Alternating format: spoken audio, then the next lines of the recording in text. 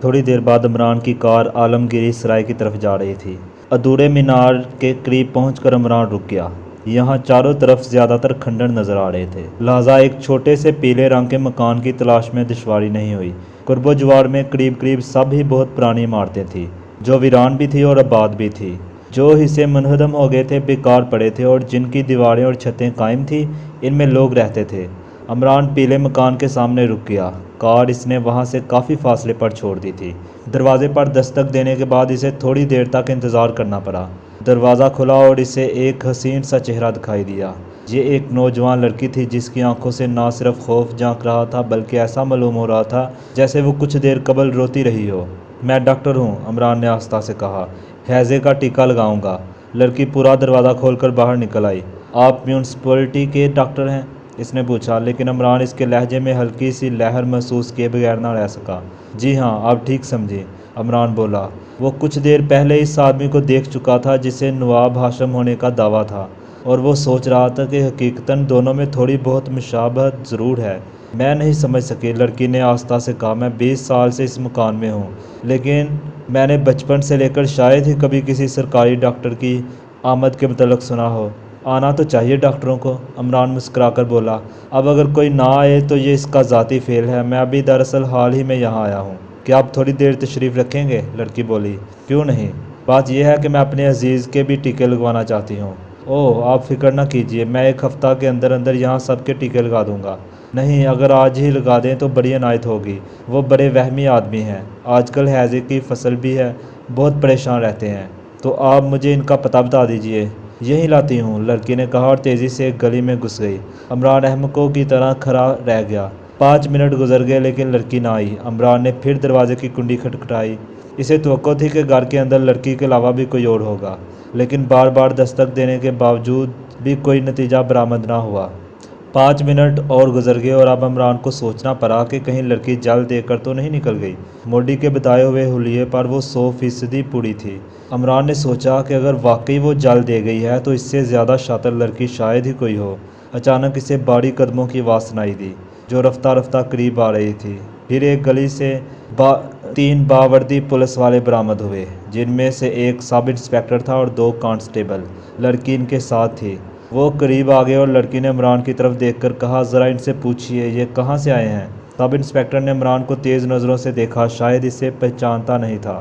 آپ کہاں کے ڈاکٹر ہیں؟ اس نے عمران سے پوچھا۔ ڈاکٹر؟ عمران نے حیرت سے کہا، کون کہتا ہے کہ میں ڈاکٹر ہوں؟ دیکھا آپ نے؟ لڑکی نے سب انسپکٹر کو مخاطب کیا۔ اس کے لہجے میں مسرت امیز کپاہٹ تھی۔ تو آپ نے خود کو ڈاکٹر کیوں ظاہر کیا تھا؟ سب انسپکٹر گرم ہو گیا۔ کبھی نہیں، عمران لڑکی کی طرف اشارہ کر کے بولا۔ میں نے تو ان سے صدرالدین اللہ والے کا پتہ پوچھا تھا، انہوں نے کہا کہ ٹھہریے میں بلائے لاتی ہوں، مگر آپ میاں صدرالدین اللہ والے تو نہیں معلوم ہوتے۔ یہ جھوٹ ہے، سراسر جھوٹ ہے، لڑکی جلا کر چیخ اٹھی۔ ارے توبہ ہے، عمران اپنا منہ پیٹنے لگا۔ آپ مجھے جھوٹا کہتی ہیں؟ نہیں مسٹر، اس سے کام نہیں چلے گا، سب انسپکٹر بھویں چڑھا کر بولا۔ تو پھر جس طرح آپ کہیے کام چلایا جائے۔ عمران نے بے بسی کے اظہار کے لیے اپنے سر کو خفیف سی جنبش دی۔ آپ کو میرے ساتھ تھانے تک چلنا پڑے گا۔ سب انسپکٹر پوری طرح غصے میں بھر گیا تھا۔ ذرا 1 منٹ کے لیے ادھر آئیے، عمران نے کہا۔ پھر وہ اسے گلی کے سرے تک لایا جہاں سے لڑکی اور کانسٹیبل کافی فاصلے پر تھے، لیکن طرفین ایک دوسرے کو بآسانی دیکھ سکتے تھے۔ عمران نے جیب سے اپنا کارڈ نکال کر سب انسپکٹر کی طرف بڑھا دیا۔ کارڈ پر نظر پڑتے ہی پہلے تو اس نے عمران کو آنکھیں پھاڑ کر دیکھا، پھر یک بیک 3 قدم پیچھے ہٹ کر اسے سلوٹ کیا۔ لڑکی اور دونوں کانسٹیبل نے اس کی حرکت کو بڑی حیرت سے دیکھا۔ ادھر سب انسپکٹر ہکلا رہا تھا، معاف کیجیے گا، میں آپ کو پہچانتا نہیں تھا، مگر حضور والا یہ لڑکی بہت پریشان ہے۔ کیوں؟ کہتی ہے کہ میں کسی نے گھر سے اس کے 25,000 روپے اڑا لیے ہیں، اور یہ بھی کہتی ہے کہ کچھ نامعلوم آدمی عرصے سے اس کا تعاقب کرتے رہے ہیں۔ گھر میں اور کون ہے؟ کوئی نہیں، تنہا رہتی ہے، 1 ماہ گزرا اس کے باپ کا انتقال ہو گیا۔ آپ نے پوچھا نہیں کہ روپے کہاں سے آئے تھے؟ بظاہر حالت ایسی نہیں معلوم ہوتی کہ گھر میں نقد 25,000 رکھنے کی بساط ہو۔ جی ہاں، میں سمجھتا ہوں، لیکن لڑکی شریف معلوم ہوتی ہے۔ شریف معلوم ہوتی ہے، عمران نے حیرت سے دہرایا، پھر ذرا تلخ لہجے میں بولا۔ براہ کرم محکمے کو بنیے کی دکان نہ بنائیے، شرافت وغیرہ وہاں دیکھی جاتی ہے جہاں ادار کا لین دین ہوتا ہے۔ بس اب تشریف لے جائیے۔ مگر نہیں، ٹھہریے، کیا آپ نے باقاعدہ طور پر چوری کی رپورٹ درج کی تھی؟ سب انسپکٹر بگلے جھانکنے لگا۔ جی، بات دراصل یہ ہے کہ लड़की हसीन भी है और जवान भी। इमरान ने जुमला पूरा कर दिया। जब रिपोर्ट नहीं दर्ज की है तो इसके साथ भागे आने की क्या ज़रूरत थी? जी दरअसल। चले जाओ, इमरान ने गरज कर कहा। सब इंस्पेक्टर थूक निकल कर रह गया। इमरान की गरज लड़की और कांस्टेबलों ने भी सुनी थी। सब इंस्पेक्टर चुपचाप गली में दाखिल हो गया। कांस्टेबलों ने देखा तो वो भी खिसक गए। लड़की जहाँ थी वहीं खड़ी रही। इमरान इसके करीब पहुँचा। तुम्हारा नाम दर्दाना है? जी हाँ। तुमने मिस्टर वाल्टर मोडी के हाथ कोई संगार दान फरोख्त किया था? जी हाँ, लड़की ने कहा। इसके अंदाज में ज़रा बराबर भी हिचकिचाहट नहीं थी। वो तुम्हारा ही था? मैं आखिर ये सब क्यों बताऊं? इसलिए कि महकमा सराग रसानी का एक ऑफिसर तुमसे सवालात कर रहा है। लड़की चंद लम्हे खामोशी से इसे देखती रही, फिर बोली, जी हाँ, वो मेरा ही था। वालदा को विरसे में मिला था। चंद पुरस्कार आदमी से मेरे पास से निकाल ले जाना चाहते थे, इसलिए मैंने मिस्टर मोदी के हाथ फरोख्त कर दिया। 25,000 में? जी हाँ, और मैंने वो 25,000 भी खो दिए। लड़की के लहजे में बड़ा दर्द था। किस तरह? चोर ले गए। मेरा ख्याल है कि वही लोग होंगे जो अरसा तक इस श्रृंगार दान के चक्कर में रहे। उन्होंने मिस्टर मोदी का भी पीछा किया था, मगर वहाँ दाल नहीं गली। अब अच्छी तरह गल गई है। इमरान सर हिलाकर बोला। मैं नहीं समझी। हवालात ऐसी जगह है जहाँ खटमल और मच्छर सब कुछ समझा देते हैं, लेकिन हवालात से मुझे क्या गर्ज? देखो लड़की, बनने से काम नहीं चलेगा। चुपचाप अपने साथियों के पते बता दो। तुम्हें तो खैर ये कहकर भी बचाया जा सकता है कि तुम महज आलाकार थी, मामले की अहमियत से वाकिफ़ नहीं थी। मैं कुछ नहीं समझी जनाब। तुमने जिस श्रृंगारदान के 25,000 वसूल किए हैं वो 150 में भी महंगा है। आपको धोखा हुआ होगा, लड़की ने मुस्कुराकर कहा। इसमें हज़ारों रुपए के जवाहरात जरे हुए हैं। नकल, इमिटेशन, नामुमकिन, मैं नहीं मान सकती। इमरान चंद लम्हे से गौर से देखता रहा, फिर बोला, नवाब हाशिम को जानती हो? मैं नहीं जानती। नवाब साजिद को? आखिर आप चाहते क्या हैं? भला नवाबों को क्यों जानने लगी? क्या आप मुझे आवारा समझते हैं? नहीं, कोई बात नहीं। हम इस श्रृंगारदान के मतलब गुफ्तगू कर रहे थे। आखिर आपको ये शबा कैसे हुआ कि वो जवाहरात नकली हैं? बेकार बातों में ना उलझो, साथियों के नाम बता दो। मेरे खुदा, लड़की दोनों हाथों से सर पकड़कर दीवार का सहारा लेती हुई बोली। किस मुसीबत में फंस गई? मैं सच कहता हूँ कि वो कम अज़ कम तुम्हारे लिए मुसीबत ना होगी। हाँ, शाबाश, बता दो साथियों के नाम। खुदा की कसम, मेरा कोई साथी नहीं, मैं बिल्कुल बेसहारा हूँ। अच्छा लड़की, इमरान तवील सांस लेकर बोला, तुम किसी शाही ख़ानदान से ताल्लुक़ रखती हो? मैं नहीं जानती। बहरहाल मुझसे यही कहा गया था, है ना? शाबाश, इमरान जल्दी से बोला। किसने कहा था? मेरे एक हमदर्द ने। आहा, मेरा मतलब है कि मैं इसी हमदर्द का पता चाहता हूँ। पता मुझे नहीं मालूम। लड़की, मेरा वक्त बर्बाद ना करो। खुदा की कसम, मैं इनका पता नहीं जानती। वालिद साहब के इंतकाल के बाद उन्होंने मेरी बहुत मदद की है। गालबन वो वालिद साहब के गहरे दोस्तों में से हैं, और तुम इनका पता नहीं जानती? ताज्जुब है। नहीं, ताज्जुब ना कीजिए। वालिद साहब के इंतकाल के बाद मुझे इल्म हुआ कि वो इनके दोस्त थे। वालिद का इंतकाल कब हुआ? 1 महीना पहले की बात है। मैं यहाँ मौजूद भी नहीं थी, एक ज़रूरी काम के सिलसिले में बाहर गई हुई थी। वालिद साहब इसी दौरान में सख्त बीमार पड़ गए, और हो सकता है कि उन्होंने खुद ही अपने दोस्त को तीमारदारी के लिए बुलाया हो। बहरहाल जब मैं वापस आई तो वो 2 दिन कबल ही दुनिया से रुखसत हो चुके थे, और फिर मैंने इनकी कब्र देखी। पड़ोसियों ने बताया कि इनकी तजहीज़ व तकफीन बड़ी शान से हुई थी। श्रृंगारदान इनके वजूद से मैं पहले भी वाकिफ़ थी और इसे बहुत ज़्यादा कीमती समझती थी, क्योंकि वालिद साहब की ज़िंदगी में ही बाज़ पुरस्कार आदमियों ने इसे हासिल करने की कोशिश की थी। तुम्हारे वालिद के दोस्त ने तुम्हें क्या मशवरा दिया था? यही कि मैं इस श्रृंगारदान को किसी महफूज जगह पर पहुंचा दूं। मैंने कहा आप ही अपने पास रख लीजिए, लेकिन उन्होंने कहा मैं भी ख़तरे में पड़ जाऊंगा। हाँ, अगर कोई गैर मुल्की यानी अंग्रेज़ या अमरीकन तुम्हारी मदद कर सके तो ये ज़्यादा बेहतर होगा।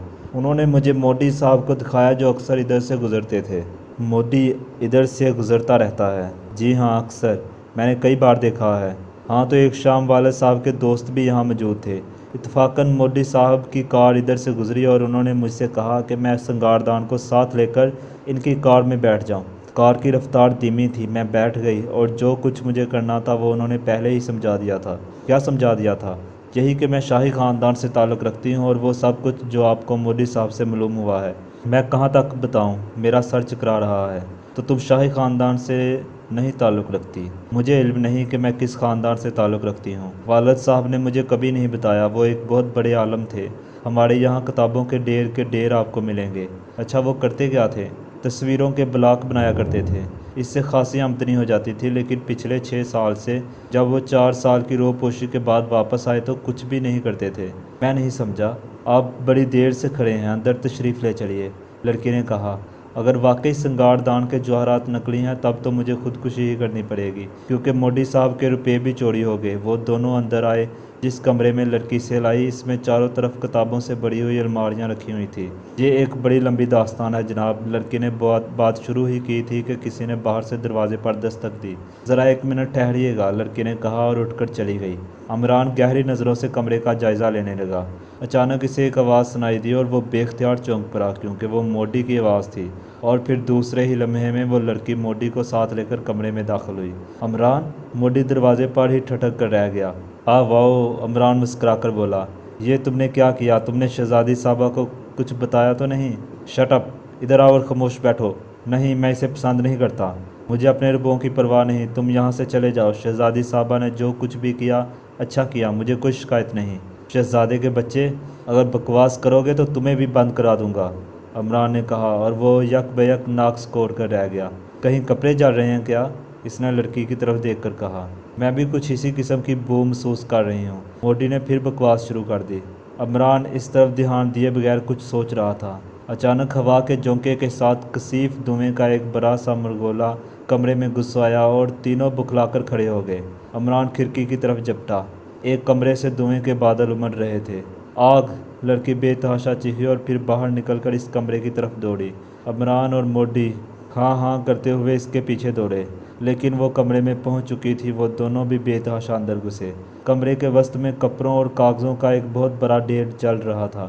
ایسا معلوم ہوتا تھا جیسے وہ ساری چیزیں ایک جگہ اکٹھا کر کے ان میں دیدہ دانستہ آگ لگائی گئی ہو۔ لڑکی اس طرح سینے پر دونوں ہاتھ باندھے کھڑی تھی جیسے قدیم آتش کدوں کی کوئی پجارن ہو۔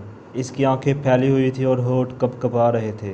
یکا یک وہ چکرا کر گری اور بے ہوش ہو گئی۔ عمران کمرے میں ٹہل رہا تھا اور کیپٹن فیاض اسے اس طرح گھور رہا تھا جیسے کچا ہی چبا جائے گا۔ دیکھو فیاض، عمران ٹہلتے رک کر بولا، یہ کیس بہت زیادہ الجھا ہوا ہے۔ نواب ہاشم کی موت خواہ قتل سے ہوئی ہو یا خودکشی سے، دونوں ہی صورتیں مضحکہ خیز ہیں۔ آخر قاتل نے چہرے پر کیوں فائر کیا؟ اس کے لیے تو سینہ یا پیشانی ہی زیادہ مناسب ہوتی۔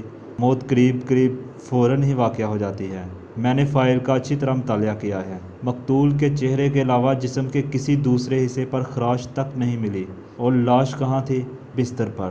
مرنے والا چت پڑا ہوا تھا۔ فیاض، میں کہتا ہوں تمہارے پاس اس کا کیا ثبوت ہے کہ بستر پر پھیلا ہوا خون مرنے والے کا ہی تھا؟ میرے دماغ میں اتنی طاقت نہیں کہ تمہاری بکواس سن سکوں۔ ابھی تم ایک ایسی لڑکی کی کہانی سنا رہے ہو جس نے موڈی کے ہاتھ سنگار دان فروخت کیا تھا۔ اب نواب ہاشم کے قتل پر آنکھوں دے، تم میری بات کا جواب دو۔ بستر پر پھیلا ہوا خون مرنے والے کا نہیں تھا۔ فیاض ہنس پڑا، پھر اس نے سنجیدگی سے کہا، اب تم ایک ذمہ دار آدمی ہو، لونڈا پن ترک کر دو۔ فیاض صاحب، میں تو یہاں تک کہنے کو تیار ہوں کہ موت اس کمرے میں واقعہ ہی نہیں ہوئی تھی۔ میرا خیال ہے کہ اسے کسی دوسری جگہ پر گلا گھونٹ کر مارا گیا تھا، پھر چہرے پر فائر کر کے شکل بگاڑ دی گئی۔ مجرم چونکہ فائر ہی کو موت کی وجہ قرار دینا چاہتا تھا، اس لیے اس نے لاش کو بستر پر ڈال دیا اور بستر کو کسی چیز کے خون سے تر کر دینے کے بعد اپنی راہ لی۔ اگر یہ بات نہیں تو پھر تم ہی بتاؤ کہ کمرے میں کسی قسم کے جدوجہد کے آثار کیوں نہیں پائے گئے تھے؟ جدوجہد؟ کمال کرتے ہو! ارے برخوردار سوتے میں اس پر گولی چلائی گئی تھی۔ تو پھر اس کا مطلب یہ ہوا کہ آج سے 10 سال پہلے تمہارا محکمہ کسی یتیم خانے کا دفتر تھا۔ کیوں؟ اس لیے کپتان صاحب کہ فائل میں لگی ہوئی رپورٹ قطعی نامکمل ہے۔ کیوں نامکمل کیوں ہے؟ یار، شاید تم بھی کسی یتیم خانے کے متولی یا مینیجر ہو۔ میرا خیال ہے کہ تمہاری کرسی پر تمہارا چپراسی تم سے زیادہ اچھا معلوم ہو۔ کچھ بکو گے بھی؟ فیاض جلا گیا۔ یہ تم بھی مانتے ہو کہ فائر بہت قریب سے کیا گیا تھا؟ یعنی بہت ممکن ہے کہ نال سے چہرے کا فاصلہ ایک بالشت سے بھی کم رہا ہو۔ گھسی ہوئی بات ہے۔ اچھا تو فیاض صاحب، بستر میں کوئی چھرا کیوں نہیں پیوست ہوا تھا؟ یا بستر پر بھی بارود کے اثرات کیوں نہیں ملے؟ ضرور ملے ہوں گے، مگر میری سرکار رپورٹ میں اس کا تذکرہ نہیں ہے۔ یہ واقعہ صرف 10 سال پہلے کا ہے، 100 برس پہلے کا نہیں، جسے تم آدمی کی کم علمی ثابت کر کے ٹال جاؤ۔ میرا دعویٰ ہے کہ تفتیش کرنے والے کو چہرے کے آس پاس بارود کے نشانات ملے ہی نہ ہوں گے، ورنہ وہ ضرور تذکرہ کرتا۔ اور پھر لاؤ مجھے وہ فائل دو جس میں خون کی کیمیائی تجزیے کی رپورٹ ہو۔ اس کی ضرورت ہی نہیں سمجھی گئی تھی، خون کے ٹائپ کا پتہ لگایا جاتا۔ وہ مرنے والے ہی کا خون تھا، ہم سب اس پر متفق ہو گئے تھے۔ جب لوگوں کی ہمت جواب دینے لگتی ہے تو وہ اسی طرح متفق ہو جاتے ہیں۔ تم لوگ ہمیشہ پیچیدگیوں سے گھبراتے ہو۔ پیچیدہ معاملات کو بھی اس طرح کھینچ تان کر سیدھا کر دیتے ہو کہ عقل دنگ رہ جاتی ہے۔ پوسٹ مارٹم کی رپورٹ صاف کہہ رہی ہے کہ موت اچانک قلب کی حرکت بند ہو جانے کی وجہ سے واقع ہوئی ہے، اور تم لوگ فائر کی لکیر پیٹتے ہو۔ ہاں قطعی درست ہے، فیاض سر ہلا کر بولا۔ وہ سو رہا تھا کہ اچانک کان کے قریب ایک دھماکہ ہوا اور اس کا ہارٹ فیل ہو گیا۔ یہی وجہ تھی کہ اسے تڑپنے کی بھی مہلت نہیں ملی، اس لیے بستر بھی شکن آلود نہیں تھا۔ وہ جیسے لیٹا ہوا تھا ویسے ہی ٹھنڈا پڑ گیا۔ میرا اعتراض اب بھی باقی ہے، آخر بستر پر چھرے کیوں نہیں لگے؟ کیا ہو گئے؟ کیا اس وقت بندوق کا بھی ہارٹ فیل ہو گیا تھا؟ جہنم میں جائے، فیاض اکتائے ہوئے انداز میں بولا۔ کیس تمہارے پاس ہے، جا کر جک مارو۔ مگر ہاں، تم اس لڑکی کا تذکرہ کر رہے تھے، وہ کیس واقعی دلچسپ معلوم ہوتا ہے۔ اچھا، پھر جب وہ بے ہوش ہو گئی تو تم نے کیا کیا؟ صبر کیا اور کافی دیر تک سر پیٹتا رہا۔ عمران جیب میں ہاتھ ڈال کر چیونگم کا پیکٹ تلاش کرنے لگا۔ آگ کیسے لگی تھی؟ یقیناً دیا سلائی یا سگار لائٹر سے ہی لگی ہوگی۔ تم عجیب آدمی ہو، فیاض نے جلا کر کہا۔ عمران کچھ نہ بولا۔ چند لمحے خاموش رہنے کے بعد اس نے کہا، لڑکی میرے لیے ایک نئی الجھن پیدا کر رہی ہے۔ اوہ، تو کیا تم سمجھتے ہو کہ وہ واقعی معصوم ہے؟ ابھی کچھ نہیں کہہ سکتا، کیونکہ ابھی پورے واقعات بھی نہیں معلوم ہو سکے اور لڑکی ہسپتال میں ہے۔ میں اس وقت وہیں جا رہا ہوں۔